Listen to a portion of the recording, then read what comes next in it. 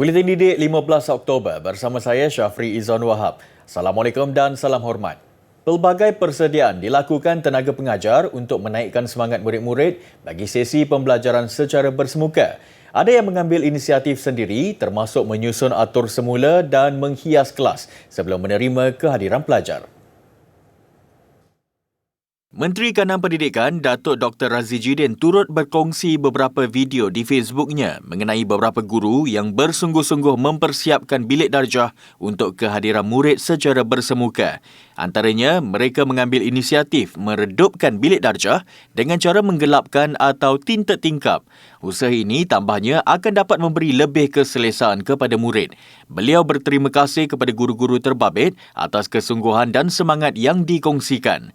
Demi mematuhi SOP yang ketat bagi pengoperasian semula sekolah, banyak aspek khususnya dari segi kelengkapan dan fasiliti perlu diubah.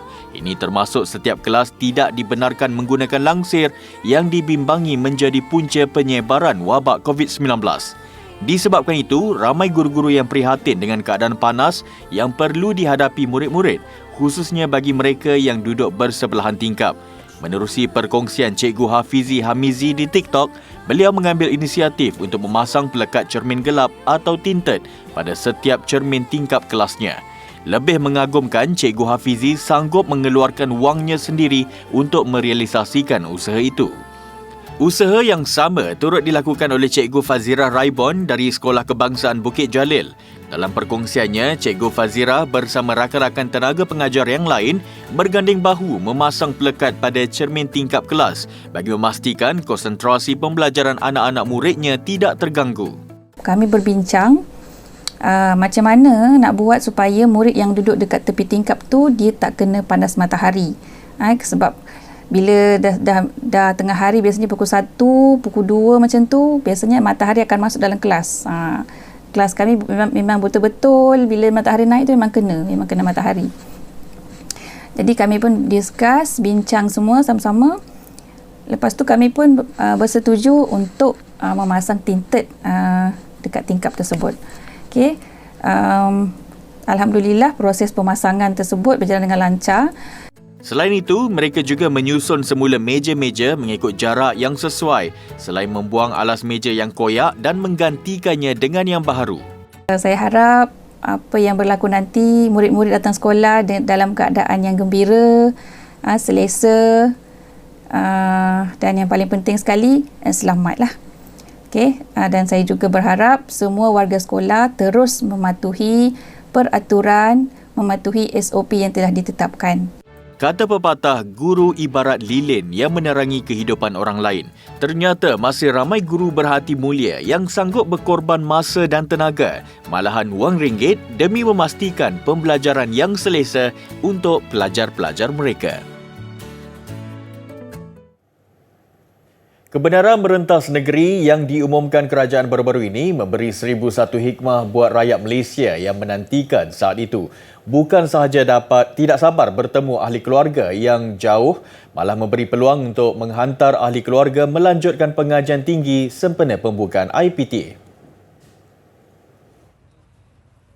Mas Zamir Zakwan Abdul Aziz, 22 tahun, yang melanjutkan pelajaran dalam bidang automasi elektronik industri di Universiti Tun Hussein On Malaysia, UTHM, melahirkan rasa syukur kerana kebenaran merentas negeri membolehkan keluarganya, terutama ibu dan nenek, untuk bersama hadir di hari pertama pendaftaran kemasukan. Happy lah sebab boleh daftar sekali dengan family. Kalau ikutkan sebelum ni tak boleh daftar, maybe saya akan daftar seorang. Jadi syukurlah. Syukur boleh rentas. Selama hari ini dah lebih kurang setahun lebih beliau, cucu saya ni belajar melalui online. Jadi sekarang dia dapat masuk. Jadi syukur alhamdulillah lah. Jadi dengan sempena kita diumumkan oleh PM dapat merentas negeri, saya ambil peluang lah untuk mengantar dia ke college, ke universiti ni.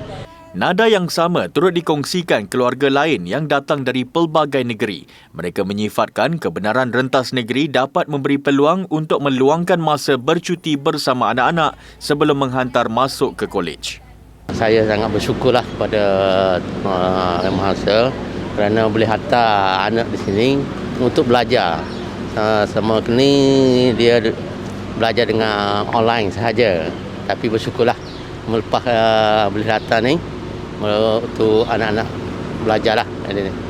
Selama ni boleh dikatakan mungkin orang kata ada masalah daripada kekangan COVID dan masalah mungkin kat rumah ni orang kata masalah internet. Okey. Mungkin kalau kita datang kat sini ni faktor internet tu kita boleh belajar secara lebih selesa, lebih kurang orang kata. Dan mungkin harapan saya harap cita-cita saya dalam orang kata ingin menjadi cikgu dalam bidang masak tercapai, insya-Allah. Syukur alhamdulillah, syukur kehadrat Allah sebab semuanya ini dengan izinnya juga. Gembira, teruja kerana sedia maklum kita dah begitu lama makan tahun kan kita dah berada dalam tempoh pandemik ni, dan diharapkan pandemik ni akan beransur-ansur pulih dan kita akan dapatlah meneruskan aktiviti harian seperti sedia kala, termasuklah juga bidang pendidikan lah. Proses pendaftaran yang teratur dan ketat dilaksanakan. 6,000 penuntut baharu mendaftar diri di Universiti Teknologi Malaysia UTM membabitkan 2 kampus di Skudai dan Kuala Lumpur bagi memulakan sesi pembelajaran secara bersemuka. Semua penuntut berkenaan telah lengkap divaksin mendaftar ke Kolej Kediaman secara berperingkat dengan fasa 1 membabitkan 948 orang.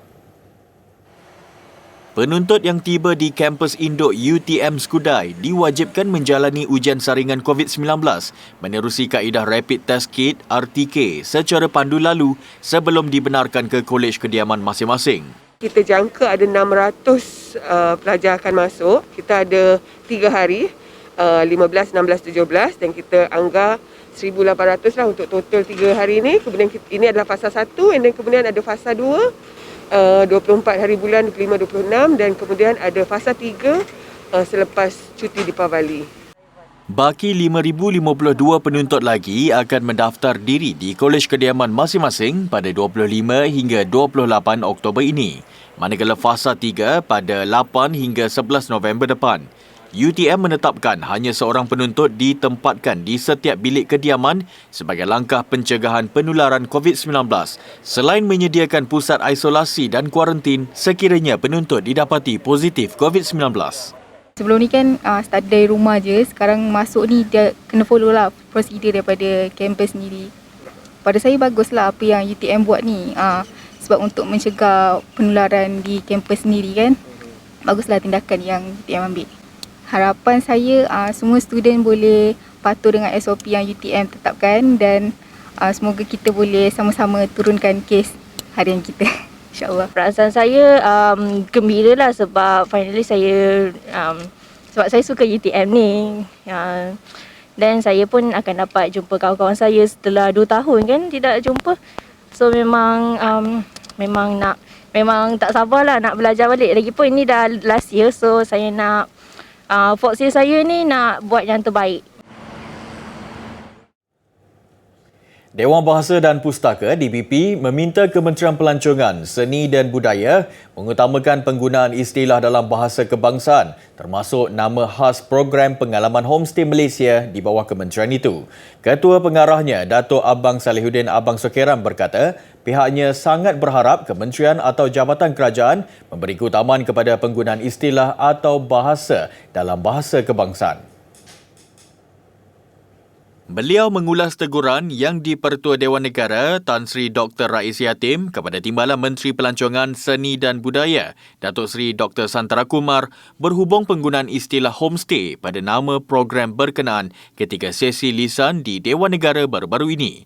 Datuk Seri Santara ketika menjawab soalan mengenai usahawan kraf tangan dan pengusaha inap desa yang terkesan dengan Perintah Kawalan Pergerakan PKP menggunakan istilah homestay berbanding inap desa yang sudah diiktiraf DPP sejak lebih 12 tahun lalu.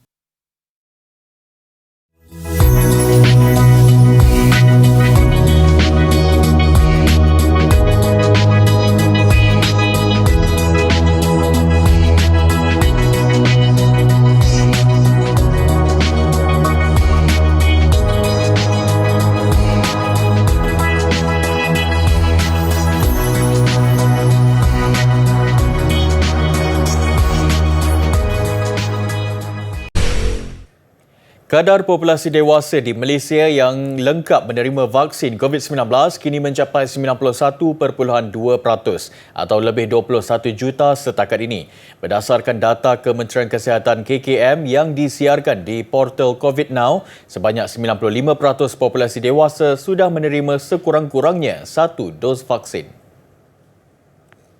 Semalam, sejumlah 206,418 dos vaksin diberikan membabitkan golongan dewasa dan remaja.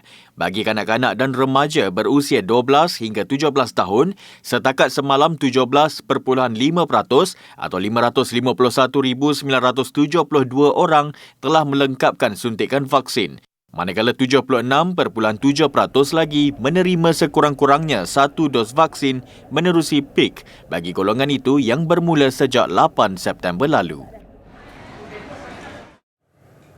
Dalam pada itu, Menteri Kesihatan Khairy Jamaluddin memohon pihak berkuasa menyegerakan siasatan dan pendakwaan terhadap kumpulan anti-vaksin lantaran golongan berkenaan semakin lantang menyebarkan dakwah dan berita palsu berkaitan vaksin COVID-19.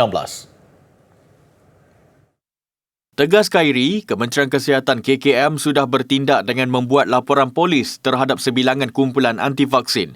Namun beberapa kumpulan anti-vaksin katanya dilihat masih berterusan menyebarkan berita palsu hingga mengancam kesihatan awam. Beliau membalas ciapan pakar perubatan keluarga KKM, Dr. Sakinah Sulong, yang mempersoalkan sama ada kumpulan anti-vaksin di negara ini kebal daripada tindakan pihak berkuasa berikutan masih bebas menyebarkan dakwaan dan berita palsu. Minggu lalu, Khairy menerusi Twitter memaklumkan KKM diminta membuat laporan polis serta Suruhanjaya Komunikasi dan Multimedia MCMC terhadap seorang individu yang didakwa menyebarkan berita palsu berkaitan vaksin COVID-19. Jabatan Warisan Negara akan menjalankan penggalian dan dokumentasi lukisan purba di Gua Semadong serta kerja-kerja penyelamatan tengkorak manusia yang ditemukan di Bukit Keteri. Dianggarkan berusia antara 5,000 hingga 10,000 tahun, penemuan terbaru artifak di negeri Perlis itu dijangka menjadi nilai tambah kepada kajian peradaban manusia. Laporannya bersama wartawan Kumaran Rajamani. Kami dibawa menjelajah Bukit Keteri ini. Kedudukan fosil sukar dikesan kerana terbenam dalam pembentukan struktur batu di lereng bukit. Menerusi pemerhatian dekat dan teliti, dapat dilihat peninggalan tengkorak, terutamanya bahagian rahang dan gigi. Meneruskan jejak di dalam Gua Semadong, kemudiannya mendapati wujud lukisan zaman protosejarah yang mempunyai pengaruh Hindu-Buddha. Ini adalah peringkat awal saja. Mungkin kita akan teruskan eksplorasi kita dengan kerjasama persatuan-persatuan ini atau dengan kerjasama pusat-pusat pengajian tinggi yang mempunyai bidang arkeologi tinggi yang faham tentang apa yang perlu dilakukan. InsyaAllah kita akan terokai lebih banyak lagi. Ini hanya di bahagian depan. Sebab tadi di Bukit Keteri pun banyak lagi fosil-fosil yang kita tengok. Untuk itu, satu pasukan yang mempunyai kepakaran akan dibentuk bagi segera memulakan kajian itu. Gua di Bukit Cuping, Bukit Tunku Lembu, Bukit Kerengga dan juga Bukit Cangkul antara yang telah dikenal pasti menjadi lokasi penempatan masyarakat prasejarah zaman Neolitik dan juga Paleolitik di negeri Perlis ini. Dan dapatan ini berdasarkan kepada jumpaan barangan tembikar dan juga alatan batu. Selain itu, masyarakat proto-sejarah juga dipercayai menetap di kawasan-kawasan ini. Dan jika semua dapatan ini memberikan indikasi positif, maka Kerajaan Negeri Perlis menjangkakan ia akan menjadi lokasi pelancongan terbaru negara. Kumaran Rajamani, Perlis, melaporkan.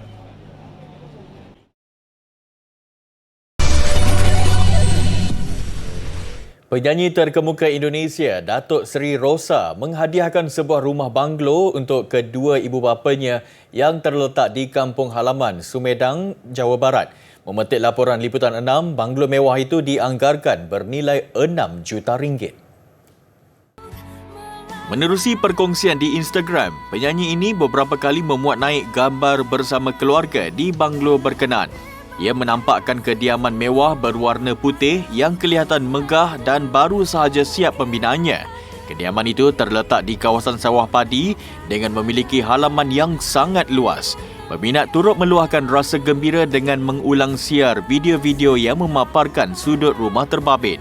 Dalam siaran podcast dengan Ivan Gunawan beberapa bulan lalu, Rosa mengaku rumah itu dibangunkan untuk kedua ibu bapanya. Pembangunan rumah tersebut dikatakan cepat kerana kali pertama Rosa memberitahu tentang projek itu pada Jun lalu dan siap untuk diduduki pada akhir September. Biarpun berdepan masalah ekonomi akibat pandemik, Rosa tetap meneruskan niat menggunakan pendapatannya untuk membangunkan istana mewah itu.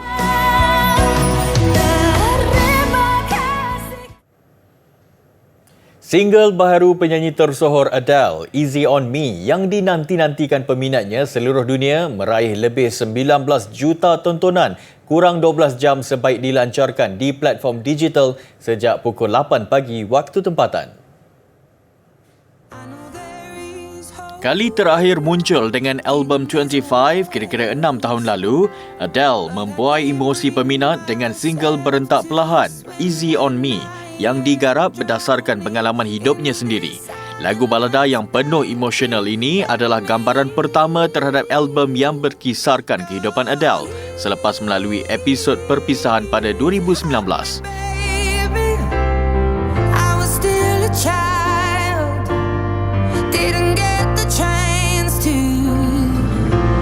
Seperti album terdahulu yang menggunakan usianya pada fasa tertentu iaitu 19, 21 dan 25 sebagai judul bingkisan, kali ini Adele tampil dengan angka 30. Melalui temu bual bersama majalah Vogue, Adele berkata album 30 dirakam bagi memberi penjelasan kepada anaknya, Angelo, mengenai keputusannya berpisah dengan bekas suami.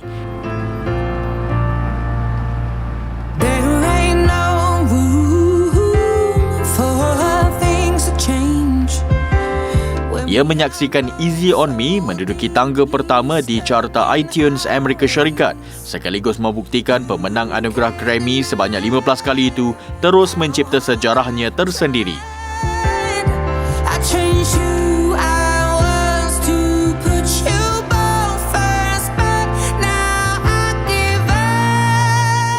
Adele memaklumkan bahawa album 30 akan dilancarkan pada 19 November depan.